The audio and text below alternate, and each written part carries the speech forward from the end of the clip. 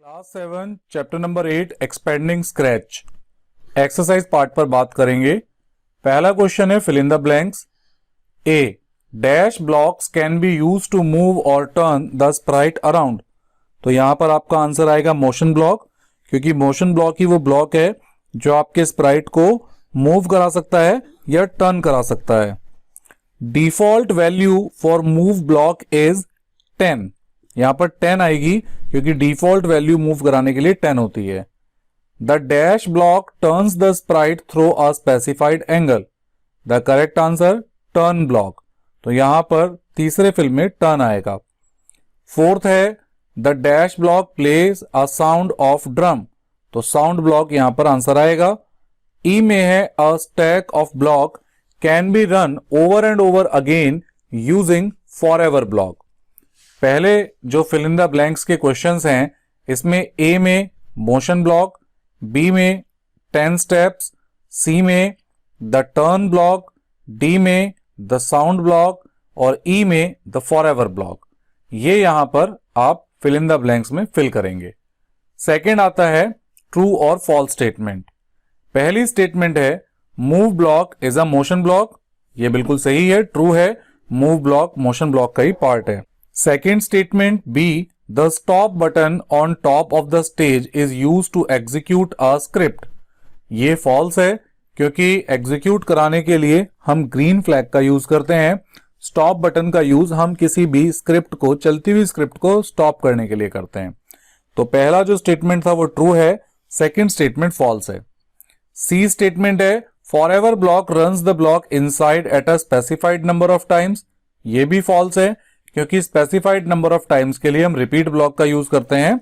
Forever block का use continuous वे में जो कभी ना एंड होने वाला ब्लॉक है, ऐसा ब्लॉक हम फॉरएवर ब्लॉक को कहते हैं।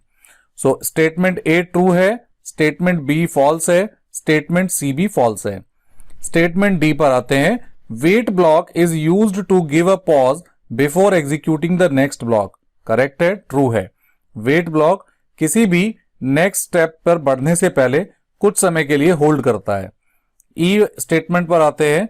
The blocks under control blocks category let you change the appearance of the Sprite. तो ये फॉल्स है, क्योंकि अपीयरेंस के लिए आपके पास लुक्स ब्लॉक होता है। तो स्टेटमेंट में हमारे पास में ए और सी, केवल यही दोनों स्टेटमेंट ट्रू है। इसके अलावा बी, सी और डी ये स्टेटमेंट फॉल्स स्टेटमेंट है। एमसीक्यू क्वेश्चंस पर आते हैं। Which one of the following is a control block? Play drum, when clicked, forever या show? The correct answer है forever block, क्योंकि अगर आप स्क्रैच पर देखेंगे तो कंट्रोल ब्लॉक के अंदर ये forever block यहां पर अटेंड करता है। सेकेंड है what is the function of the when green flag clicked command block? Hide the sprite, runs the script, moves the sprite, turns the sprite। तो सही आंसर है runs the script। ये script को run करता है। तीसरा है in Scratch command to move sprite includes. Sprite को मूव कराने का क्या मतलब है? मूव कराना, गो टू, ग्लाइड टू या ऑल ऑफ द अबव। तो करेक्ट आंसर है all of the above. D में आते हैं। To which control block category does the when key pressed block belong. तो when key pressed block belong जो करता है वो आपका इवेंट्स पर करता है, क्योंकि इवेंट्स ब्लॉक में ही आपको व्हेन की प्रेस्ड वाले ब्लॉक मिलेंगे। ई स्टेटमेंट पर आते हैं। The colour of the sound block is yellow, blue, green या crimson. The correct answer is crimson. तो एक बार एमसीक्यू को फिर देख लेते हैं। पहले एमसीक्यू का आंसर है हमारा फॉरएवर ब्लॉक। सेकंड का आंसर है रन्स द स्क्रिप्ट। सी का आंसर है ऑल ऑफ दीज। डी का आंसर है इवेंट। ई का आंसर है क्रिम्सन। मैच द फॉलोइंग पर आगे बढ़ते हैं। मूव ब्लॉक ये किसका पार्ट है? तो मूव ब्लॉक डिफॉल्ट 10 वैल्यू होती है, तो इसका स्टेटमेंट फोर्थ से मैच होगा। ऐसे ही प्ले ड्रम ये साउंड कैटेगरी से मैच होगा। इसी के साथ साथ कलर इफेक्ट ये आपका लुक्स कैटेगरी के साथ में मैच होगा। टर्न ब्लॉक डिफॉल्ट वैल्यू 15 से मैच होगा और व्हेन क्लिक्ड ब्लॉक ये आपका इवेंट से मैच होगा। तो ये हमारे मैच द फॉलोइंग वाला पार्ट था। अब बात करते हैं शॉर्ट क्वेश्चंस के बारे में। पहला है differentiate between the actions of move and turns block. तो मूव और टर्न्स ब्लॉक को यहां पर डिफाइन करना है। तो ये मैंने नोटपैड ओपन करके रखा हुआ है। Move steps moves the Sprite forward the number of steps in the direction the Sprite is facing. तो ये आप मूव स्टेप की डेफिनेशन यहां पर लिख सकते हैं। और टर्न्स की definition turns the Sprite clockwise the specified amount. यहां ताकि स्पेलिंग ठीक कर देते हैं हम। तो ये आप मूव्स और टर्न्स दोनों के लिए डेफिनेशन लिख करके अपना आंसर कंप्लीट कर सकते हैं। बी क्वेश्चन पर आते हैं। Write steps to add sound to your sprite. आप अपने स्प्राइट पर साउंड कैसे ऐड कर सकते हैं? तो साउंड ऐड करने के लिए हम यहां पर पेज नंबर 47 पर आएंगे और ये हेडिंग है एडिंग साउंड। तो स्टेप 1 स्टेप 2 हमें ये कंप्लीट स्टेप लिखने हैं और हमारा आंसर कंप्लीट हो जाएगा। नेक्स्ट क्वेश्चन आता है explain the functions of the following blocks. यहां पर चेंज साइज, हाइड, वेट और शो।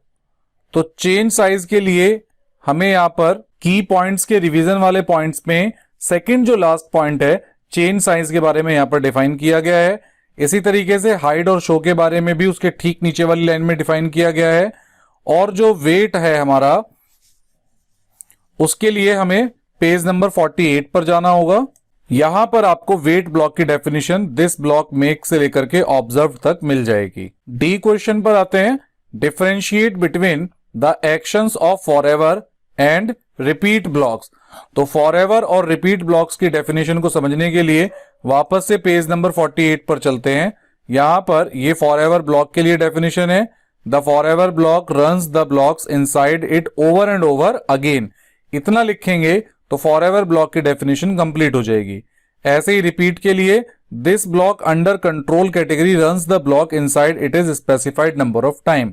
तो 2 लाइन में ये डेफिनेशन रिपीट ब्लॉक की भी कंप्लीट हो जाएगी और फॉरएवर और रिपीट का डिफरेंस भी आप यहां पर बता पाएंगे। लास्ट क्वेश्चन पर आते हैं what is the use of when key pressed block. तो व्हेन की प्रेस्ड ब्लॉक के बारे में बताना है।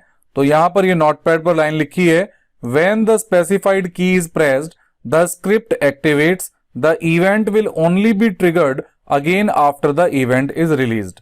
तो ये यहां पर आप ई वाले क्वेश्चन के लिए जिसमें आपको व्हेन की प्रेस्ड ब्लॉक के बारे में बताना है और ये कौन सी कैटेगरी में आता है, तो ये आपका इवेंट्स वाले ब्लॉक की कैटेगरी में आंसर आता है। यहां पर हमने कंप्लीट एक्सरसाइज के बारे में डिस्कशन किया है चैप्टर नंबर 8 क्लास 7 के लिए।